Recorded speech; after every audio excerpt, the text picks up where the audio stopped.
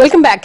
ముఖ్యమంత్రి ఆదేశించారని కాదు, dead line దగ్గర పడుతోందని కాదు, ఇవన్నీ పక్కన పెట్టేద్దాం. అసలు ఏపీ సెక్రటేరియట్ ఉద్యోగులు అమరావతికి తరలి వెళ్లాల్సిన అవసరం ఏముందో ఒక్కసారి చూద్దాం. ఆ అవసరం ముందు వాళ్లకున్న ఇబ్బందులు ఎంత పెద్దవో చూస్తే ఎవరు చెప్పేది న్యాయం అర్థమవుతుంది.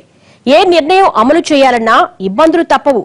మరీ పెద్ద పెద్ద ఇబ్బందులుంటే ప్రభుత్వమే పరిష్కరిస్తే ఉద్యోగులు వెళ్లడానికి సిద్ధమే. మరి ఈ విషయంలో ఎవరు ముందుంటారో వేచి చూడాలి. ఒక నాణ్యానికి రెండు ముఖాలున్నట్లు ఒక వివాదానికి కూడా రెండు ముఖాలుంటాయి. ఇప్పుడు ఏపీ ఉద్యోగులు రాజధాని తరలింపు అంశానికి కూడా ఇలాగే రెండు వాదనలు ఉన్నాయి. ఉద్యోగుల వాదనల్లోనూ కొంత వాస్తవం ఉంది, ప్రభుత్వ ఆదేశాల్లోనూ అంతే వాస్తవం ఉంది. ఏపీ సచివాలయ ఉద్యోగులు అమరావతికి వెళ్లమని చెప్పడం లేదు, కానీ ఇప్పటికిప్పుడు వెళ్లలేమని చెప్తున్నారు.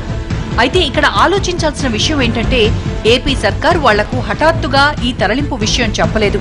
ఏడాది ముందు నుంచే గడువు గురించి చెప్పుకొచ్చింది, కానీ దానికి ఇప్పటికీ ఉద్యోగులు సిద్ధపడకపోవడం మాత్రం నిజంగా శోచనీయమే.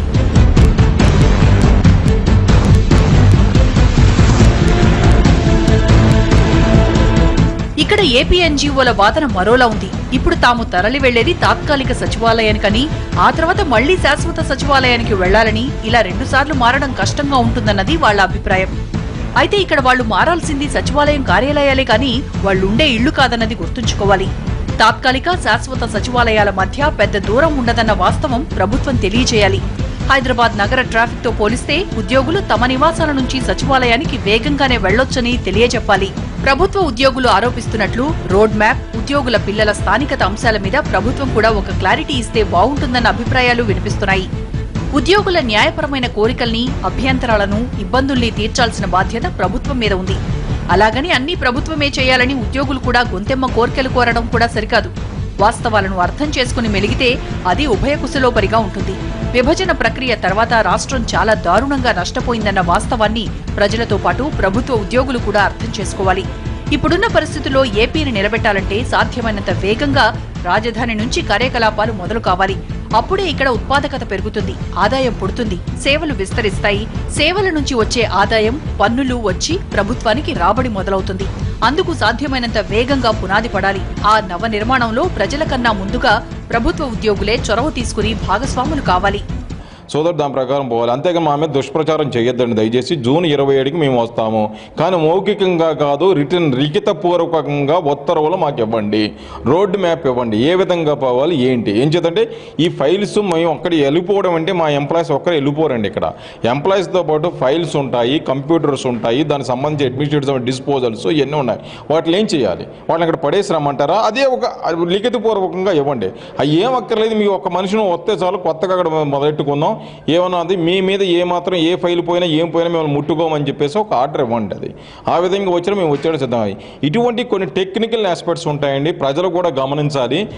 ఏపీ ప్రభుత్వం సచివాలయ ఉద్యోగులకు ఎన్నో సౌకర్యాలు కల్పించింది.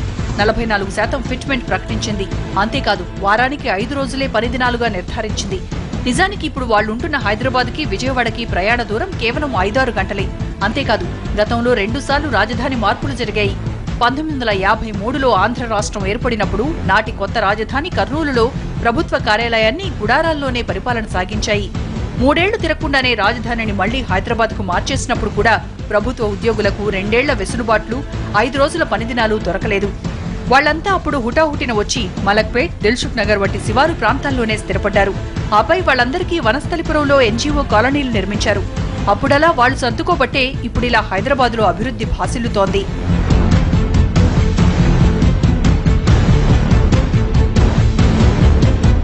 ఇక పిల్లల చదువుల గురించి కూడా అంత బెంగపడాల్సిన అవసరం లేదనే చెప్పాలి. ఎందుకంటే చదువుల విషయంలో విజయవాడ హైదరాబాద్ కన్నా ఏమీ తీసిపోదు.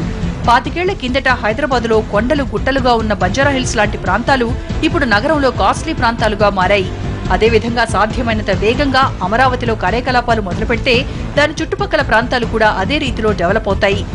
ఇవన్నీ పక్కన పెడితే విభజనతో అన్యాయమైపోయిన రాష్ట్రాన్ని అభివృద్ధి బాటలో పరుగులు పెట్టించేందుకు ప్రభుత్వం ఎంత కృషి చేస్తుందో ఆ ప్రయత్నాలకు ప్రభుత్వ ఉద్యోగులు కూడా అండగా ఉండాల్సిన అవసరం ఉంది.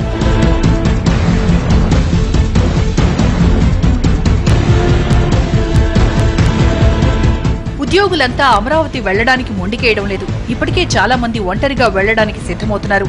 రిటైర్మెంట్ కి దగ్గరలో ఉన్నవాళ్లు, కుటుంబ సమస్యలు, పిల్లల చదువుల్ని వదల్లేని వాళ్లు ఒంటరిగా వెళ్లేందుకు ప్లాన్ చేసుకుంటున్నారు. అదే టైంలో కొత్తగా పెళ్లైన వాళ్లు, చిన్న చిన్న కుటుంబాల వాళ్లు విజయవాడ తరలి వెళ్లడానికే రెడీ అవుతున్నారు. అయితే మిగిలిన వాళ్లు కూడా సాధ్యమైనంత వేగంగా అమరావతి తరలి వెళ్లేలా వాళ్లకున్న సమస్యల్ని ప్రభుత్వాలు తీర్చడంలో చొరవ చూపించాలి. ఇక ప్రభుత్వ ఉద్యోగులు కూడా తమకు అన్నం పెట్టే రాష్ట్రాన్ని అభివృద్ధి చేయడానికి చిన్న చిన్న త్యాగాలకు వెనకాడకూడదు. ఇక విజయవాడ వాసులు కూడా కొత్తగా వచ్చే వారిని అక్కున చేర్చుకునేలా ఉండాలి తప్ప భారీ అద్దెల కోసం ఆశపడకూడదు. ఎందుకంటే ఈ రాష్ట్ర నిర్మాణంలో రాళ్లెత్తాల్సింది రాజకీయ నాయకులే కాదు, ప్రభుత్వ ఉద్యోగులు, ప్రజలు కూడా. ఇది వాళ్ళ స్టోరీ బోర్డ్. మరో అంశంతో మళ్ళీ కలుద్దాం. నమస్తే.